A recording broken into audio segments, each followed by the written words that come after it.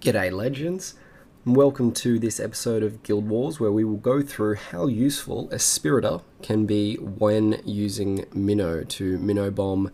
A little bit of a different setup. I was getting bored with so many Ronin bombs, but I thought we'd go back and highlight these couple of top bases, Minoverse and Power bases, so stay tuned as we go through the 5 runs. The second one definitely being the hardest, but we got rid of Heartbreaker and we changed between Rockno and I think Rockno was the main use through it. Maybe at the start I used Heartbreaker and Espirita just it was a bit easier, but once we got into that trickier and power bases, we needed to have a little bit of a distraction, and that was Rockno. So the great thing about using Espirita in Guild Wars for Mino bombing specifically, we won't, because we don't really need her for Ronin bombing, is that her and Anubis are exclusive in the way that they both deal damage to 100 targets. So they both deal damage to all the troops that potentially are out.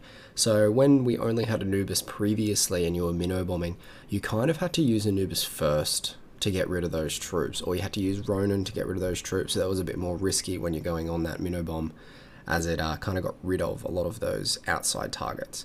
So, but that is why you can do Espirita at the start and she can clear the troops. And the great thing about that is that you leave Anubis to use Doom Balloon, which is one of the most powerful tools for cleanup crew in Guild Wars. So the first one, I think all of them start with Espirita. She is running 5 Vite, and the great thing is that pretty much only makes the Spirit proc, just his attack speed procs faster. So it doesn't give him energy. 5 Vite does not give the Spirit energy. It only procs his attack speed and his damage, but that's a little bit irrelevant. So we go in and the Spirit is flying, so that is one thing to note. Espirita is not, but the Spirit itself is flying, so you can do over the back of the walls, use troops to try and deflect the auto procking in there, or to draw out those gunslinger copters, and then once all the troops are down, it's Mino Bomb as per normal. In this setup, we only use Mino and Mike is for enough power, and that creates about an 80% building destruction depending on the arrow towers and how high the health those arrow towers are. Now, Mino is in Yellowfant to stop a little bit of stun, and he is in Blitz. So, but Mike is running the Bublo pet, which is dropped second, which makes Mino speed up as we were doing with Lanacor in previous videos, and how that would make AC or Lanacor go faster. So because the Bublo seems to proc pretty much straight away, and it applies it to 3 heroes or 2 heroes, or whatever it is, it's a lot better to put the stun resistant Yellowfant pet on Mino and then use Bublo on Mike, because you're going to be dropping them pretty much simultaneously or one after the other. So this one, it was actually a lot of trouble. Like, I had to do a lot of different attempts on this, because I did want to keep with using Esp. And what they've got, I think they've got an 8 of 8 Empower Anubis. So that was actually a little bit risky going in. So in the end, what I did, I had to do it a whole bunch of times, but trying different things. I even tried to do like TT, but mine's slow down. So I put self-destruct crests on it, but mine was slow down, so she can't break walls unless she's got like 8 Bulwark and then a 5 Destruction set. But I might do that for a different video, do a wall breaking video. So in this, I'm not sure how many times, we went through a couple of times, and we could get the troops down, no worries, but the problem was the 8 Anubis, the 8 Empower Anubis, it seems, and the Athene has got Empower crests on there as well. So keeping that, I tried to go in from the right, but that demo was always full energy, and it was just a little bit too risky, because the blind was affecting the spirit, even though, you know, you're going with lots of troops. That Anubis was proccing every 4 seconds, so there was only like 20 or 30 troops that I could get out at max, and then I'd have to start again. So that was actually very annoying. So, but what I ended up doing, I think this was another fail attempt, I had to run with Rockno, which is why I think I changed in this second one to Rockno and just kept him in there.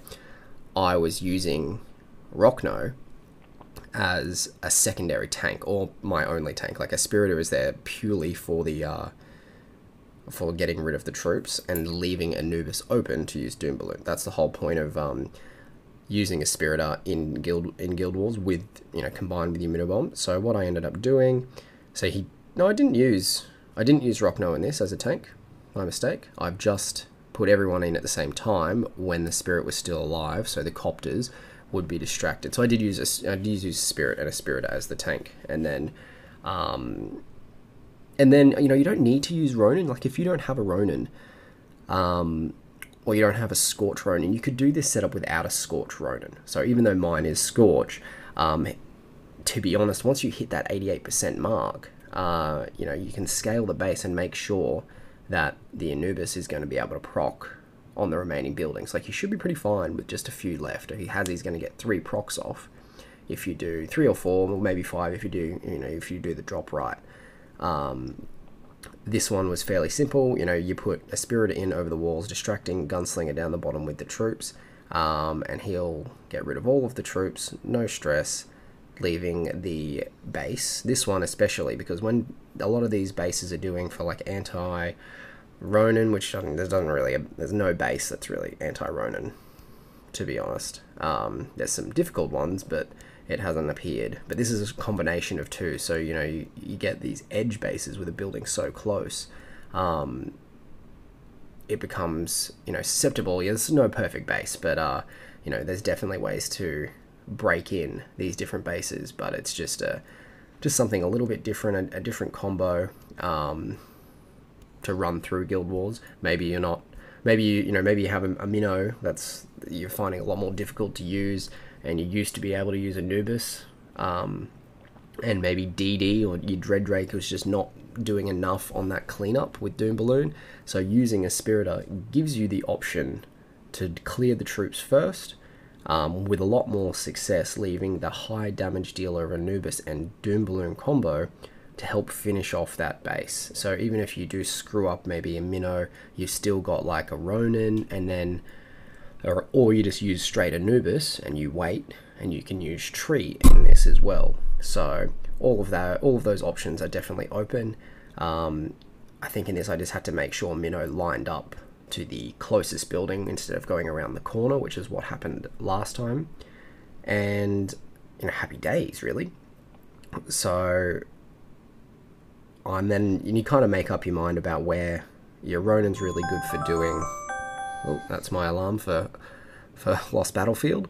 But that's what you want to do. So you try and aim for the biggest conglomerate of buildings, with whatever damage dealer you have left. So if that is Heartbreaker, or if it is Anubis solely, and then you're going to rely on maybe a Dread Drake plus a Tree on top of that. So you could not use Rockno, because he really did nothing. He was there for a simple distraction of the Gunslinger troops, but that would have been okay.